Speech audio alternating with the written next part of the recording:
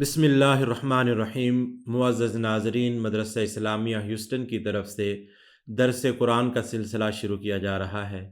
اس درس قرآن کے اندر ہماری یہ کوشش ہوگی کہ ہر صورت کے اعتبار سے انتہائی مختصر اور جامع انداز میں خلاصہ بیان کیا جائے تاکہ ہر مسلمان کو سمجھنے میں آسانی ہو۔ تو ناظرین، شروع کرتے ہیں سورہ فاتحہ سے۔ اعوذ باللہ من الشیطان الرجیم، بسم اللہ الرحمن الرحیم، الحمد للہ رب العالمین۔ ناظرین، سورہ فاتحہ کے کچھ نام جو قرآن کے اندر اور احادیث کے اندر بیان کیے گئے ہیں، جن میں سورہ فاتحہ، سورۃ الصلاۃ، سورۃ الحمد، قرآن عظیم، سبع مثانی، ام القرآن، ام الکتاب، سورۃ الشفاء، سورۃ الرقیہ، اساس القرآن، واقعہ یعنی سورہ واقعہ اور ہے، اور واقعہ اور ہے یعنی بچانے والی، سورۃ الکافیہ اور سورۃ الکنز۔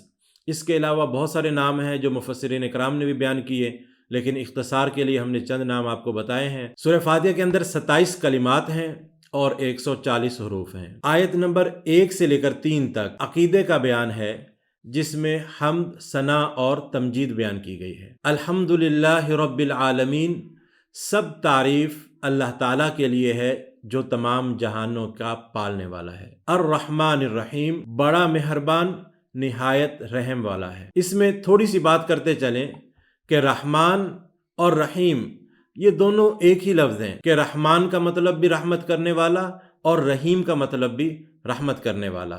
تو علماء کرام نے لکھا ہے کہ اس کے اندر جو رحمان ہے، اگر ایک مطلب اس کا یہ لیں کہ رحمان سے مراد اللہ تعالیٰ کی وہ رحمت جو اللہ تعالیٰ نے اس دنیا کے اندر ہر چیز کے لیے رکھی ہوئی ہے، اس میں مسلمان بھی شامل ہیں، اس میں کفار بھی شامل ہیں، اس کے اندر گناہ گار بھی شامل ہیں، اس کے اندر نیکوکار بھی شامل ہیں، اس کے اندر تمام جانور اور جاندار بھی شامل ہیں، یعنی سب پر اللہ رب العزت رحمت کرنے والے ہیں۔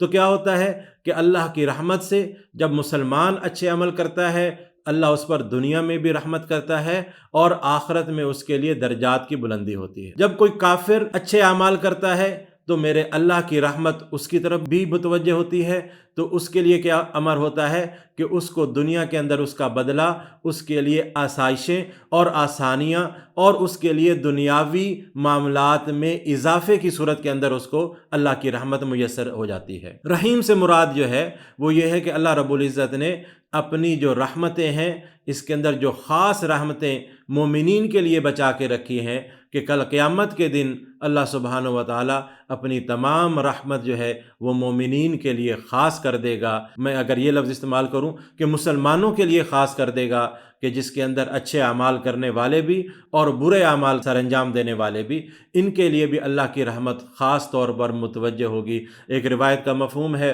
کہ اللہ سبحانہ و تعالیٰ نے 100 رحمتیں پیدا کیں، فَأَمْسَكَ عِنْدَهُ 99، اللہ نے اپنے پاس 99 رحمتوں کو روک کے رکھا ہوا ہے، اور ایک رحمت کو اللہ سبحانہ و تعالیٰ نے پوری دنیا کے اندر تقسیم کر دیا ہے۔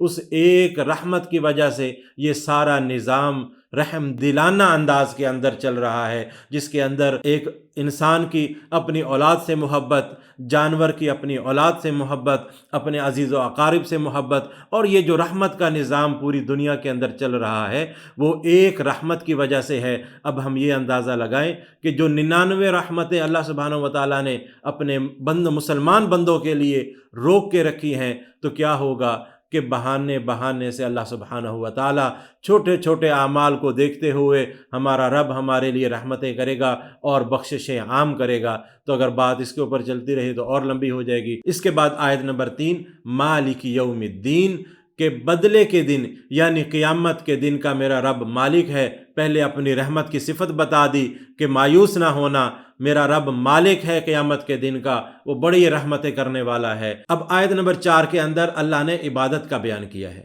کہ جس میں ترغیب ہے کہ دعا بھی کرو اللہ رب العزت سے، ایاک نعبد، کہ اپنے رب کی عبادت کرے، اپنے رب کی عبادت کرے، وَإِيَّاكَ نَسْتَعِينُ، اور عبادت کے ساتھ مدد بھی مانگے اپنے رب سے۔ ترجمہ کیا ہے کہ ہم تیری ہی عبادت کرتے ہیں اور صرف تجھ سے ہی مدد چاہتے ہیں۔ تو اس میں انسان کو ترغیب دی گئی ہے کہ آپ اپنی عبادت بھی کریں اور مدد بھی اپنے رب سے مانگیں، کیوں کہ رب ہی دینے والا ہے۔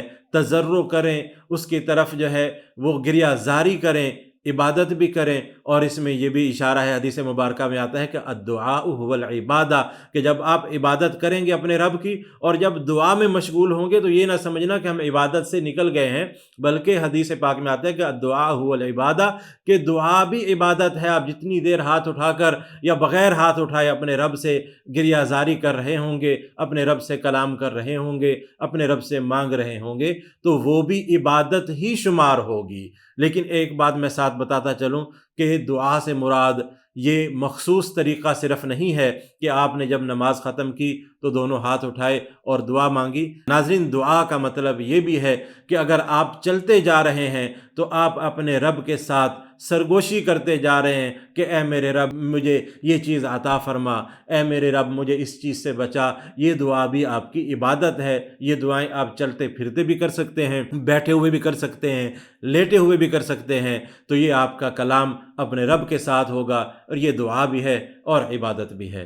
ناظرین، آگے اہدنا الصراط المستقیم، کہ اے اللہ ہمیں سیدھی راہ اور سچی راہ دکھا۔ اس میں اللہ سبحانہ و تعالیٰ یہ آیت نمبر 5 اور 6 کے اندر ہمیں اپنی زندگی کا رخ کس طرف موڑنا ہے اس کے بارے میں ترغیب دی جا رہی ہے، کہ آپ اگر یہ چاہتے ہیں کہ ہمیں سیدھا راستہ ملے تو وہ راستہ کیا ہے؟ صراط الذین انعمت علیہم، کہ وہ راہ ہے جن کے اوپر تو نے انعام کیا ہوا ہے، ایسے لوگوں والا راستہ جو انعام یافتہ لوگوں والا ہے، اور غیر المغضوب علیہم ولا الضالین، کہ ایسے راستے سے بچا کہ وہ راستہ جو گمراہوں کا ہے، یا وہ راستہ جن پر آپ کا غضب آ چکا ہے، یا آپ نے جن کے اوپر اپنے غضب کا اظہار کیا ہوا ہے۔ یا اللہ ہمیں ایسے لوگوں کے راستے پر چلنے سے بچا۔